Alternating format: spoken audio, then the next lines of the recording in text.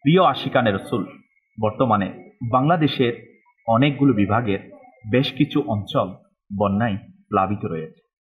ইতিমধ্যে অনেকগুলো সংগঠন বা সংস্থা এই দুস্থ অসহায় মানুষের সাহায্যার্থে এগিয়ে এসেছে। আলহামদুলিল্লাহ রাব্বিল আলামিন, আপনার আমার প্রিয় সংগঠন দাওয়াত ইসলামীর মানব কল্যাণ বিভাগ FGRF এর টিমও কুমিল্লা, ফটিকছড়ি সহ অনেকগুলো এলাকায় ত্রাণ সামগ্রী এবং দুস্থ মানুষের কাছে খাবার রান্না করে বিতরণ করার এবং উদ্ধার কাজে সহযোগিতা করার চেষ্টা চালিয়ে যাচ্ছে। আপনাকেও আহ্বান করব, আপনিও দাওয়াত ইসলামের মানব কল্যাণ বিভাগ FGRF-কে সঙ্গ দিন আর এই মহতি কাজে নিজের অংশগ্রহণ নিশ্চিত করুন।